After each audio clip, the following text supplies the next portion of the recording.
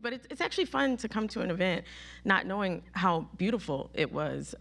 Watching the video about what the Sentinel Awards does, what the program does, was incredible to me. I'm now going to be using you as a resource. I'm not sure if you do school stuff, but I will be using you. Right now, we're sourcing with real teachers, which is wonderful, but you know, they're busy teaching, so it'd be great to have another resource to do that.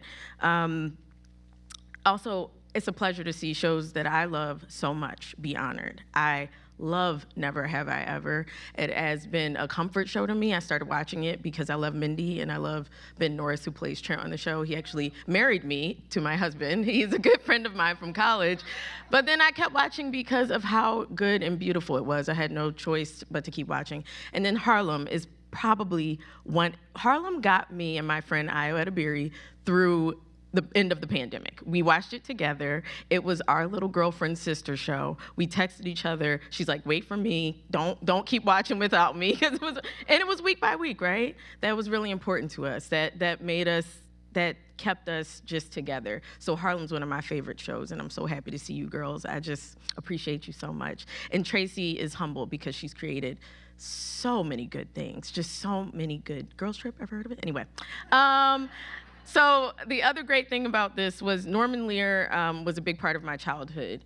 And I think the importance of someone like Norman Lear and the shows he made was that when I was a kid, I didn't know his shows would change my life. I didn't know that seeing shows like The Jeffersons would impact me the way they did. I was just a kid watching TV with my family.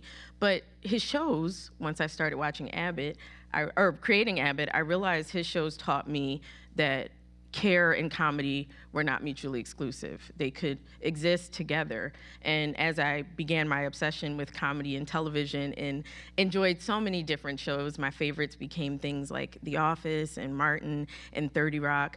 I still kept coming back to Norman Lear's shows. Sanford and Son was something that I watched with my mom and dad, and The Jeffersons was so funny. But at the top of how funny it was this black family that was just trying to get to the top. But they found all the humor within that, and that stuck with me. And I think it was part of how I got to create Abbott. I just wanted to make a funny show. And in the writer's room, my main objective is to make a funny show. I don't think about a lot of the things that people love Abbott for. You know, people are like, wow, you guys are great representation for teachers, and you're shining a light on, you know, the inequity. But my goal is to just make a funny show, because I think that if it's not funny, no one cares. And that's really how I feel when it comes to comedy. And I think it really hit me when someone messaged me and said, hey, I want you to know that I went back to school to become a teacher because of Abbott Elementary. And I was just like, I was just, stuff like that is just jarring.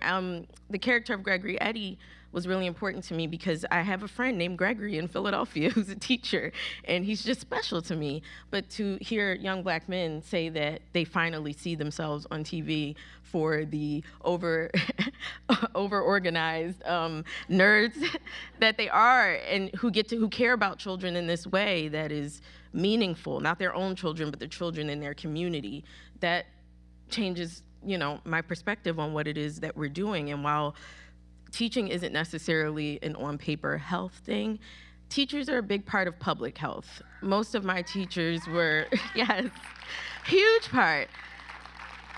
My mom was a teacher for 40 years. She just retired. But to this day, people still approach me and say, hey, your mom kept me from being on the streets. Your mom made sure that I graduated college. Your mom made sure that I graduated high school. Your mom was my mom when my mom wasn't able to be there. So I look at teachers as the moral compass of the community.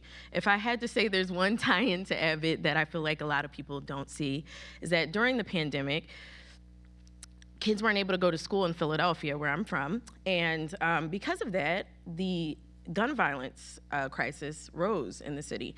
And I've done a lot of research. I work with a program in Philadelphia called Yeah Philly, and a councilwoman who's incredible there, and we work together to try to figure out what's going on.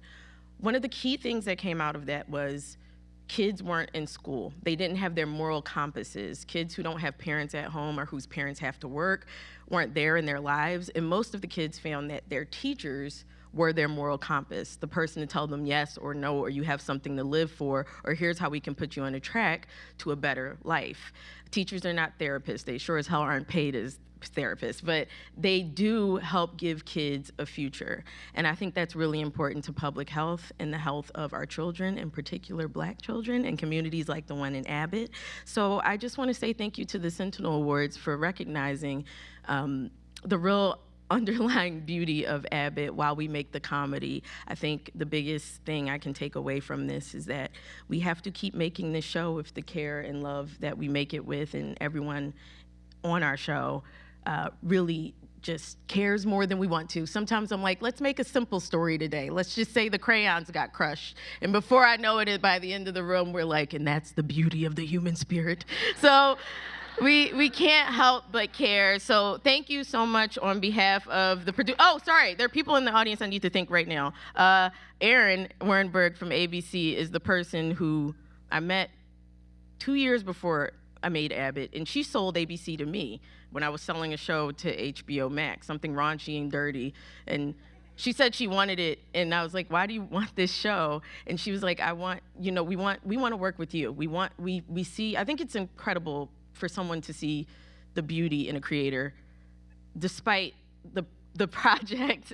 And I think that if I could say anything out there, I think people should do that for more young creators of color and other. You may not get it exactly, but if you see the beauty, take a chance on them, because Erin took a chance on me, and then 2 years later, it manifested into something great.